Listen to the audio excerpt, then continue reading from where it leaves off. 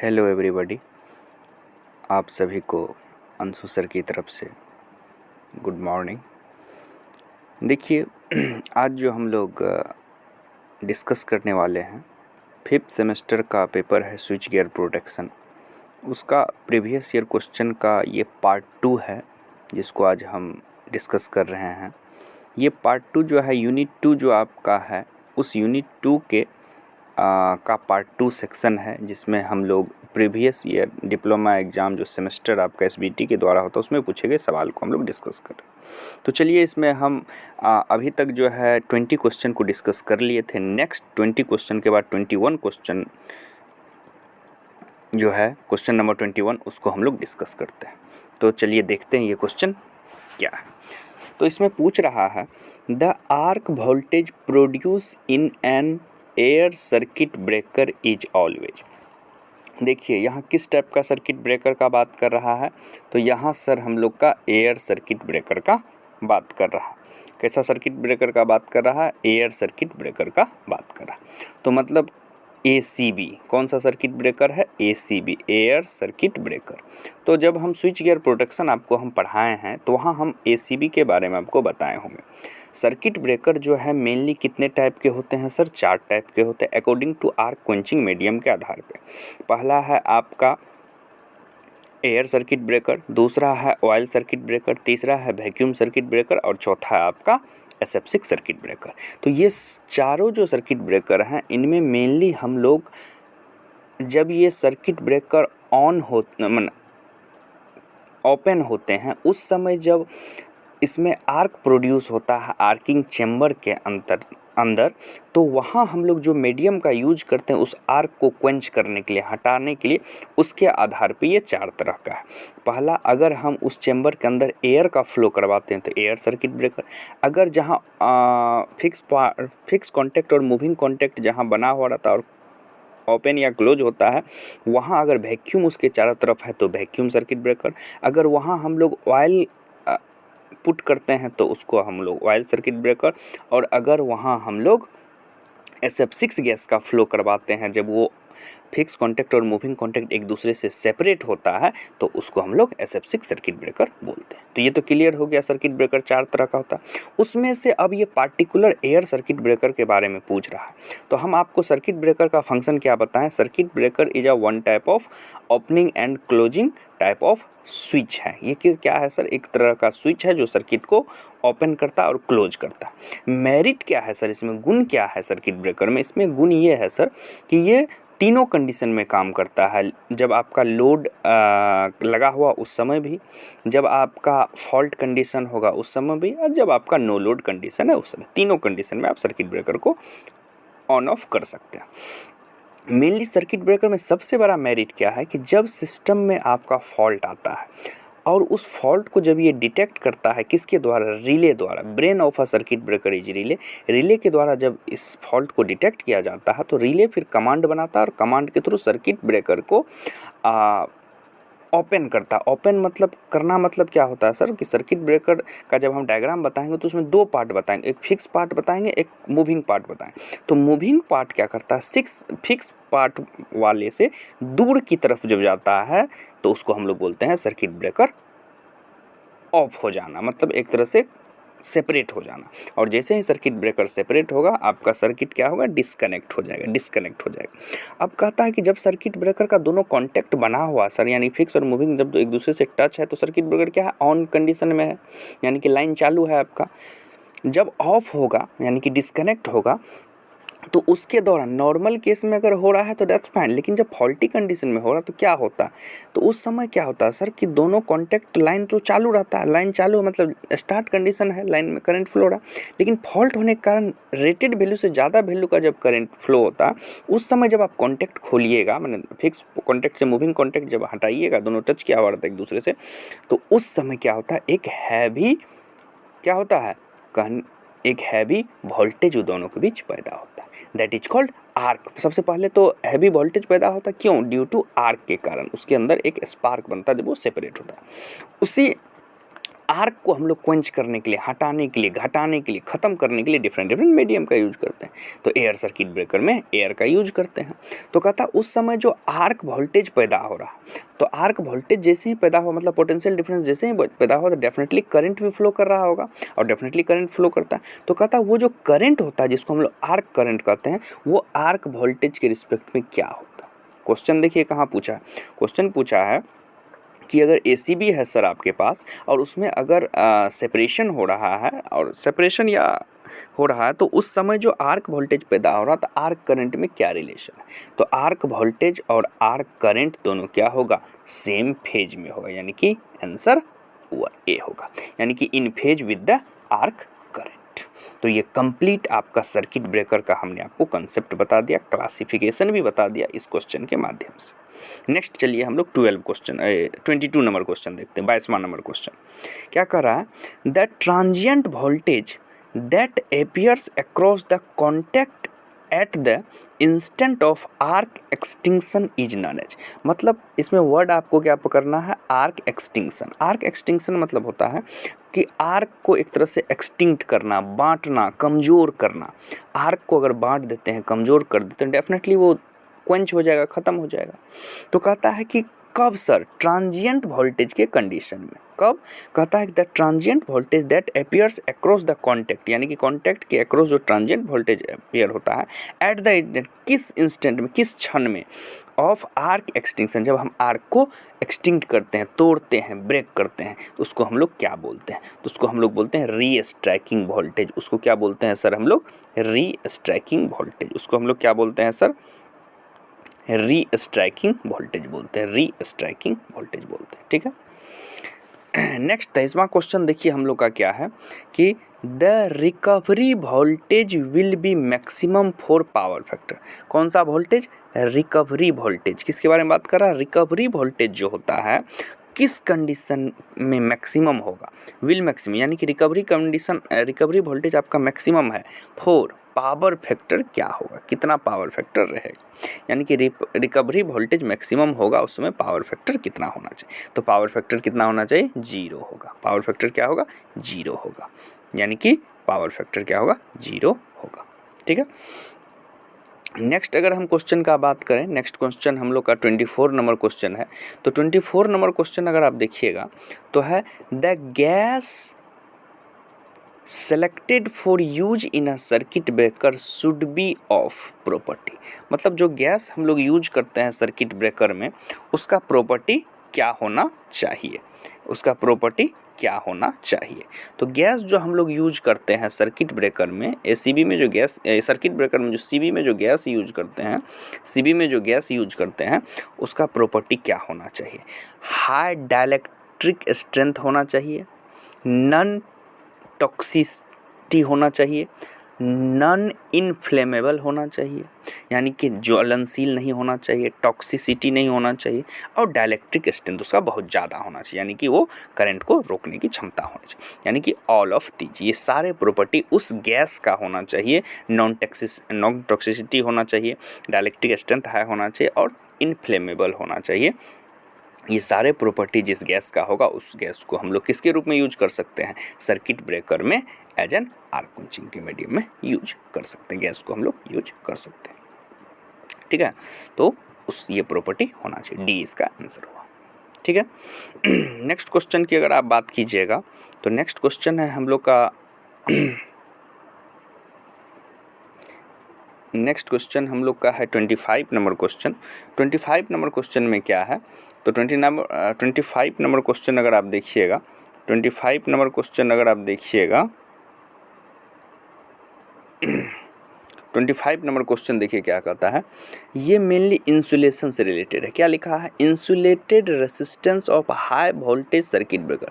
कैसा circuit breaker, high voltage, यानी कि हाई वोल्टेज कहने का मतलब क्या है, HCB, high voltage HCB, high voltage circuit breaker पूछ रहा। कहता है इंसुलेशन रेसिस्टेंस जो होता है high voltage circuit breaker is more than, कितना ज़्यादा होता है।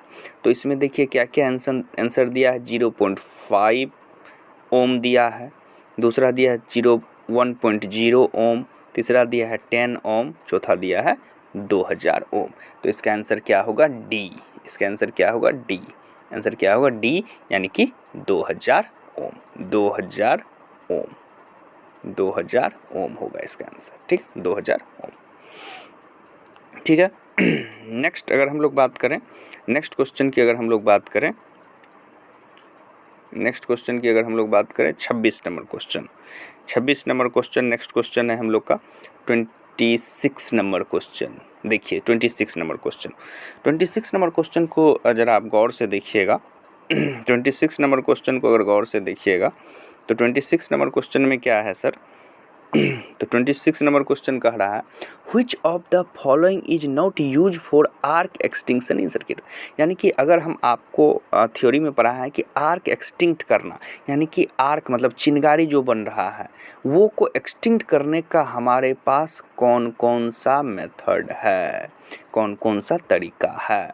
तो which of the following is not use, यानी कि मटेरियल के बारे में यहाँ पूछ रहा है कि कौन कौन सा ऐसा मटेरियल है जिसका हम लोग यूज नहीं करते हैं आर्क को एक्सटिंक्ट करने में। एक्सटिंक्ट मतलब ख़त्म करने, दूर करने, क्वेंच करने, हटाने में।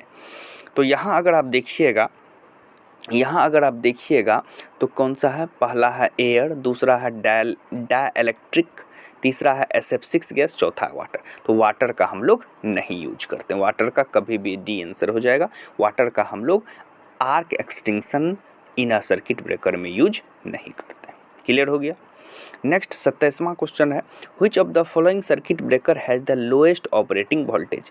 यानी कि सर्किट, वो कौन सा सर्किट ब्रेकर है जिसका ऑपरेटिंग वोल्टेज यानी कि उसको ऑन ऑफ करने के लिए सबसे मिनिमम वोल्टेज यूज होता है। तो सबसे कम ऑपरेटिंग वोल्टेज किसके लिए होता है? Air circuit breaker. क्या आंसर हो जाएगा? बी। एयर सर्किट ब्रेकर जो होता है, एयर ब्रेकर सर्किट ब्रेकर का लो ऑपरेटिंग वोल्टेज होता है, लो ऑपरेटिंग वोल्टेज होता है एयर ब्रेकर का, एयर के थ्रू जो ब्रेक होता है। अब एयर सर्किट, एक चीज़ याद रखिएगा कि जैसे ऑयल सर्किट ब्रेकर अगर कोई पूछे आपको, तो ऑयल सर्किट ब्रेकर भी आपका कितने टाइप का होता है? 2 टाइप का होता है मेनली। एक को बोलते हैं हम लोग bulk oil circuit breaker, bulk oil circuit breaker, और दूसरे को बोलते हैं MOCB, minimum oil circuit breaker. उसी तरह हम लोग का क्या है? एयर सर्किट ब्रेकर जो है, एयर सर्किट ब्रेकर ACB भी हम लोग का कितने टाइप का होता है? मेनली 2 टाइप का होता है। कौन कौन टाइप होता है सर? एक होता है normal air flow circuit breaker, और दूसरा होता है एयर ब्लास्ट सर्किट ब्रेकर। मतलब एक में सिर्फ हम नॉर्मली एयर को फ्लो करवाते हैं, चाहे रेडियल फ्लो करवाएं। इसमें भी टाइप है रेडियल, एक्सियल और डायगोनल। 3 तरह से एयर को हम फ्लो करा सकते हैं, रेडियली, डायगोनली और एक्सियली। ठीक है, 3 तरह से हम लोग करा सकते हैं। और एक है कि नहीं, हम एयर को सिर्फ ब्लास्ट करवा दें, यानी कि बल्क अमाउंट ऑफ एयर ले जाए वहाँ छोड़ दें। उसको भी छोड़ने का तरीका, उसको रेडियली भी आप ब्लास्ट करा सकते हैं, एक्सियली भी और डायगोनली, तीनों तरह से आप ब्लास्ट करा सकते हैं। तो according to normal air flow, according to air blast, blast मतलब बल्क अमाउंट ऑफ एयर को हम लोग वहाँ फ्लो करवाएंगे। क्लियर है? तो इसलिए यहाँ हम टिक मारे हैं क्या? एयर ब्रेक में, एयर ब्रेक में मारे, एयर ब्लास्ट में नहीं मारे हैं, एयर ब्रेक में मारे हैं। यानी कि एयर जहाँ हम नॉर्मली फ्लो करवाते हैं। क्लियर है? इसके बाद 28वां क्वेश्चन है आपका, 28वां क्वेश्चन है आपका क्या? 28वां क्वेश्चन अगर आप देखिएगा तो 28वां क्वेश्चन कह रहा है आपका, 28वां क्वेश्चन क्या कह रहा है? 28वां क्वेश्चन कह रहा है arc chutes are used in. बहुत ही अच्छा क्वेश्चन है। पहला क्वेश्चन कि what do you mean by arc chuter या आर्क च्यूट? तो कहता है कि इस टाइप का होता है, इस टाइप का होता है। मतलब कि अगर यहाँ एक आर्क बन रहा है, इस आर्क को हम च्यूट कर दिए, बांट दिए, इस तरह से बांट दिए। मतलब इसमें थोड़ा सा आर्क, थोड़ा सा इसमें, थोड़ा सा इसमें, मतलब उसको च्यूट कर दिए। आर्क च्यूटर का काम ही होता है आर्क को डिवाइड करना, आर्क को डिवाइड करना। ठीक है, तो यहाँ बोल रहा है आर्क च्यूटर।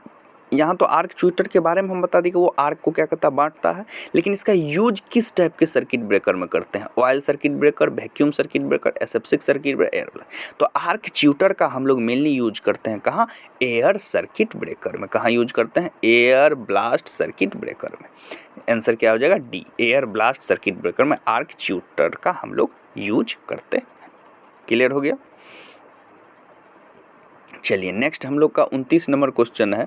29 नंबर क्वेश्चन देखिएगा तो क्या है? 29 नंबर क्वेश्चन क्या है? 29 नंबर क्वेश्चन पूछ रहा है compare to the breaking capacity of circuit breaker, यानी कि सर्किट ब्रेकर का अपना एक कैपेसिटी होता है जिसके आधार पे वो करंट को ब्रेक करता है, रोकता है। Of circuit breaker its making capacity should normally B, और मैकिंग कैपेसिटी कितना पे ब्रेक होता है, कितना पे मैक होता है, हमने कॉन्टैक्ट बनाता है। तो हमेशा breaking capacity of circuit breaker its making capacity should normally be, ज़्यादा होता है, मोर होता है, मोर होता है, क्या होता है, ज़्यादा होता है, मोर मतलब ज़्यादा है, ठीक है। नेक्स्ट है आपका रीवायरेबल। अब सर्किट ब्रेकर का बात हो गया, नेक्स्ट अब हम लोग का टॉपिक है रीवायरेबल फ्यूज। रीवायरेबल मतलब जिसमें हम लोग वायर जो होता है उसको हम लोग चेंज कर रीवायर कर सकते हैं, अगेन कर सकते हैं। तो रीवायरेबल फ्यूज हैज क्या होता है, इन्वर्स टाइम करंट कैरेक्टरिस्टिक होता है, लीनियर टाइम करंट कैरेक्टरिस्टिक होता है, square law time current characteristic होता है, नन ऑफ दी। तो रीवायरेबल फ्यूज जो होता है उसका जो टाइम होता है करंट के रिस्पेक्ट में वो इन्वर्स होता है, यानी कि जितना करंट बढ़ेगा टाइम ऑफ रप्चर होने का, यानी कि रिवायरेबल फ्यूज को मेल्ट करने का या रिवायरेबल फ्यूज का बर्न करने का उतना टाइम घटेगा, यानी कि करंट अगर बढ़ेगा तो टाइम घटेगा, करंट घटेगा तो टाइम बढ़ेगा। That is called inversely time current characteristic, यानी कि टाइम और करंट का अगर देखिएगा, time with respect to current देखिएगा तो इन्वर्सनली प्रोपोर्शनल होता है। करंट टाइम में इन्वर्सनली प्रोपोर्शनल रिलेशन होता है। किस केस में सर, ये केस होता है सर आपका रिवायरेबल फ्यूज में। तो ये याद रखिएगा, आंसर क्या हो जाएगा, इन्वर्सनली टाइम करंट कैरेक्टरिस्टिक, यानी कि टाइम बढ़ेगा तो करंट घटेगा, करंट घटेगा तो टाइम बढ़ेगा।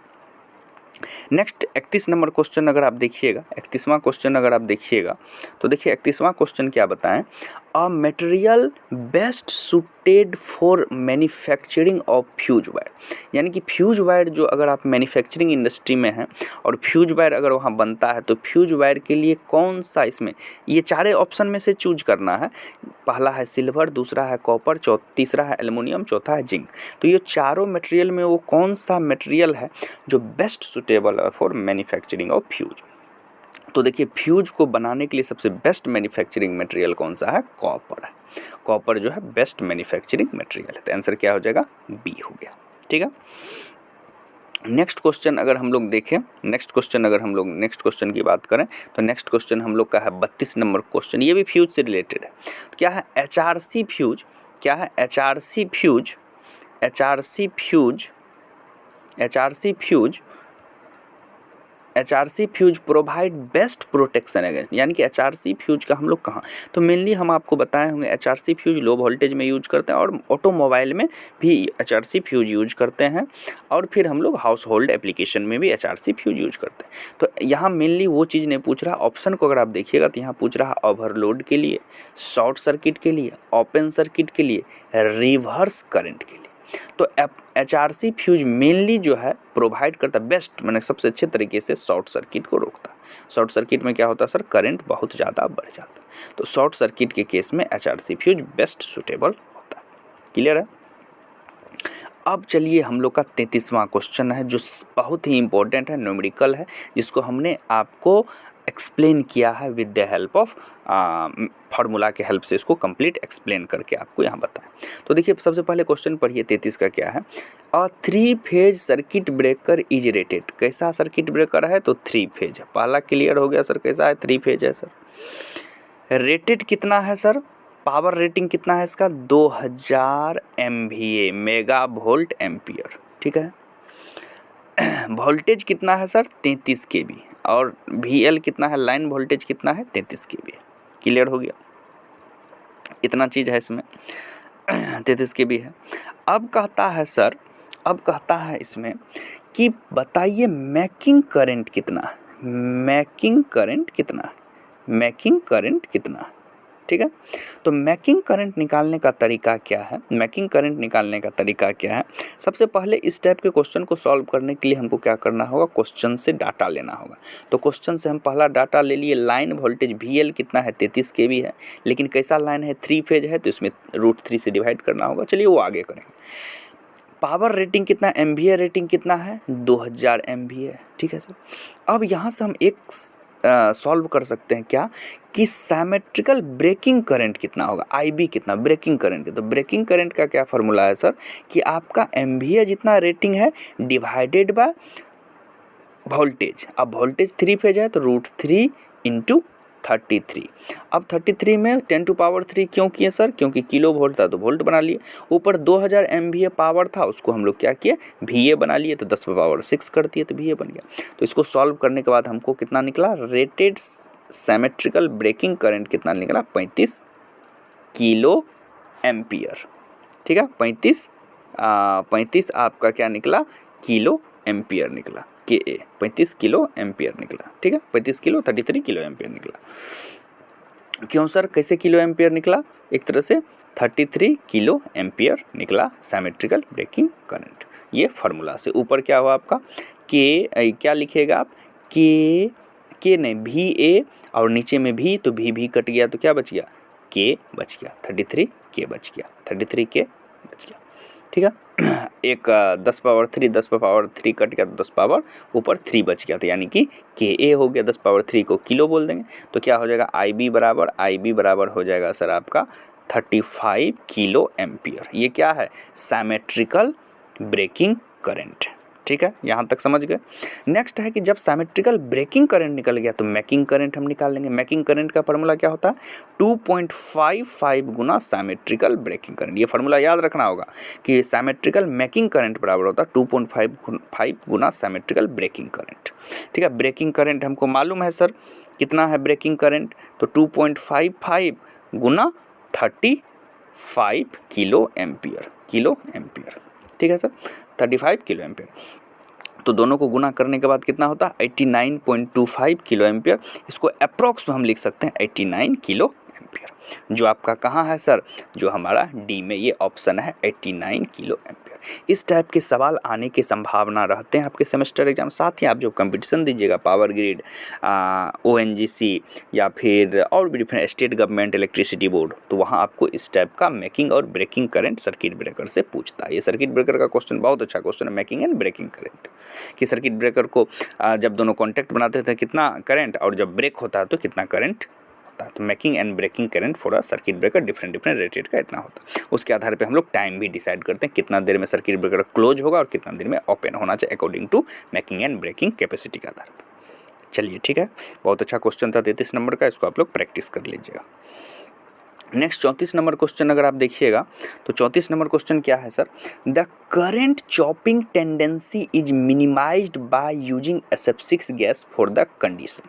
कहता है करेंट चॉपिंग का जो कंसेप्ट है उसको हम लोग मिनिमाइज कर सकते हैं by using SF6 gas for the condition. किस कंडीशन में, SF6 गैस किस कंडीशन में, तो high pressure and low velocity, high pressure and high velocity, low pressure and low velocity, low pressure and high. तो mainly हम लोग low pressure and low velocity में हम लोग इसको यूज कर सकते, low pressure and low velocity में हम लोग क्या यूज कर सकते हैं, current chopping tendency is minimise, कम कर सकते हैं SF6 गैस का किस कंडीशन में, low pressure and low velocity के केस में। नेक्स्ट क्वेश्चन है हम लोग का 35 नंबर क्वेश्चन है। 35 नंबर क्वेश्चन अगर देखिएगा तो क्या है, the normal practice to specify the making current of a circuit breaker in terms. मतलब मैकिंग करंट अगर सर्किट ब्रेकर का हम लोग लिखते हैं, दो सर्किट ब्रेकर का दो चीज़, making current and breaking current. तो मैकिंग करंट को हम लोग जो है प्रैक्टिस में जो नॉर्मली रिप्रेजेंट करते हैं या स्पेसिफाई करते हैं किस टर्म में, RMS वैल्यू में, पीक वैल्यू में, एवरेज वैल्यू में, बोथ RMS एंड पीक। तो हम लोग मेनली किस में यूज करते हैं सर, पीक वैल्यू में हम लोग रिप्रेजेंट। तो आंसर क्या हो जाएगा, बी, पीक वैल्यू में हम लोग दिखाते हैं। वो पीक करंट का वैल्यू होता है, करंट हो या वोल्टेज, वो पीक वैल्यू होता है। ठीक है, नेक्स्ट हम लोग का 36वां क्वेश्चन है, use of high speed circuit breaker. High speed circuit breaker हम लोग कहाँ यूज करते हैं, improve transient stability, transient stability को बढ़ाने के लिए, deteriorate transient stability, has no effect on the system, speed से कोई इफेक्ट नहीं पड़ता है, नन ऑफ दिस। तो mainly use of high speed circuit breaker का हम लोग कहाँ यूज करते हैं, इम्प्रूव ट्रांजिएंट स्टेबिलिटी को बढ़ाने के लिए। इम्प्रूव ट्रांजिएंट स्टेबिलिटी को बढ़ाने के लिए हम लोग हाई स्पीड सर्किट ब्रेकर का यूज करते हैं, जिससे हम लोग का ट्रांजिएंट जो होता है स्पीड स्टेबिलिटी बढ़ जाता है, यानी कि ट्रांजिएंट कंडीशन स्टेबल हो जाता है, इम्प्रूव कर देते हैं ट्रांजिएंट स्टेबिलिटी को। नेक्स्ट हम लोग का है 37वां क्वेश्चन, बहुत ही अच्छा क्वेश्चन है 37वां, आप देखिएगा तो क्या है सर 37वां question, the rate of rise of restriking voltage, यानी कि R rate of rise of restriking voltage, triple R भी, rate of rise of restriking voltage depends upon, किस पे डिपेंड करता है sir, the type of circuit breaker पे, the inductance of system only, the capacitance of the system, ये दोनों तीनों गलत हो गया, both capacitance and inductance of the system ये सही।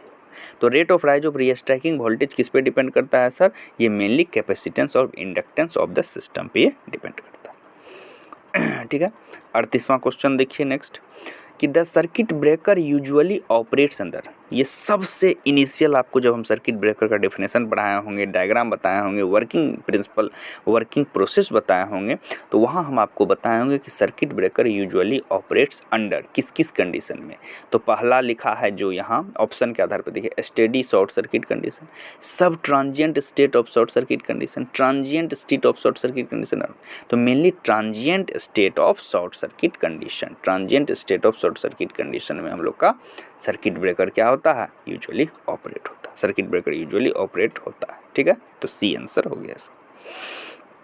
नेक्स्ट हम लोग का क्वेश्चन है 39वां क्वेश्चन है, क्या है 39वां question, which of the following circuit breaker is not suitable for auto reclosing purpose, मानना कहता है कि कौन सा ऐसा सर्किट ब्रेकर है, चारों टाइप का सर्किट ब्रेकर, एयर ब्लास्ट भी लिख दिया, oil circuit breaker, aseptic circuit breaker, vacuum circuit, तो ये चारों तरह का सर्किट ब्रेकर में से कौन सा सर्किट ब्रेकर है जो नहीं, क्वेश्चन में ध्यान दीजिएगा, नॉट लिखा हुआ, is not suitable for auto reclosing purpose, यानी कि खुद से रिक्लोज हो जाता है। तो इसमें आंसर आपका कौन सा होगा, इसमें आंसर होगा आपका which of the following circuit breaker is not suitable for auto reclosing purpose, तो एयर ब्लास्ट सर्किट ब्रेकर होगा, यानी कि इसका आंसर क्या होगा, ए होगा, एयर ब्लास्ट सर्किट ब्रेकर होगा, आंसर क्या होगा, एयर ब्लास्ट सर्किट ब्रेकर ए होगा।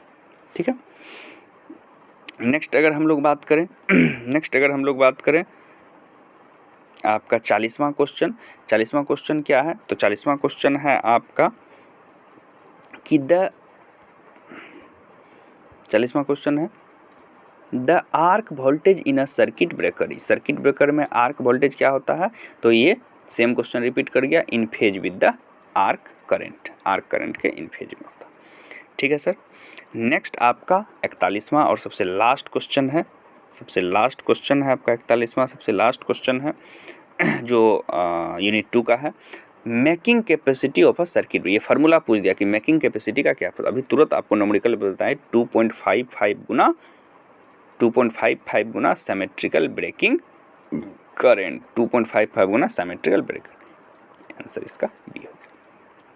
तो इस तरह हमने कोशिश किया आपको कि यूनिट 2 में, यानी कि सर्किट इंटरप्टिंग डिवाइस जो आपका है उसमें हम लोग क्या किए, जितना भी सर्किट को इंटरप्ट करने के लिए जो भी डिवाइस यूज किया, सर्किट ब्रेकर, फ्यूज, आइसोलेटर, इसी में मेनली सर्किट ब्रेकर में आपका यहाँ टाइप पढ़ा HT और LT सर्किट ब्रेकर, HT में हो गया हाई टेंशन में हो गया SF6 एयर ऑयल वैक्यूम, और LT में हो गया आपका MCB, MCCB, RCB, LCB जो भी है ये सारा, इसके बाद किटकैट फ्यूज, रिवायरेबल फ्यूज, ये सारे के बारे में, कैरेक्टरिस्टिक ऑफ फ्यूज, ये सारा चीज़ था, तो वो तो आप लोग सिलेबस में पढ़े, और उसी से रिलेटेड लगभग 41 से 42 गो क्वेश्चन आपके डिप्लोमा में सेमेस्टर एग्जाम में लगभग 4 से 5 साल के दौरान पूछा है। वो सारे क्वेश्चन को हमने एक जगह कलेक्ट किया और आपको समझाने का कोशिश किया, जहाँ भी जो भी थ्योरी का जरूरत था हमने वो भी आपको बताया। तो ये सारे डिस्कशन किए हुए क्वेश्चन को आप जरूर एक बार देखिएगा, आपको बेनिफिट मिलेगा, कंसेप्ट भी आपका क्लियर होगा और ऑब्जेक्टिव का रिविजन भी होगा। तो चलिए आप लोग से फिर हम लोग मिलते हैं अगले क्लास में। Thank you. और इस वीडियो को आप लोग पूरा संपूर्ण वीडियो देखिए और इस चैनल को सब्सक्राइब कीजिए, जिससे एक आपका जो नया हम वीडियो अपलोड करेंगे वो आपको नोटिफिकेशन में मिल जाए। तो चलिए फिर से आप लोगों को धन्यवाद और फिर मिलते हैं अगले वीडियो में।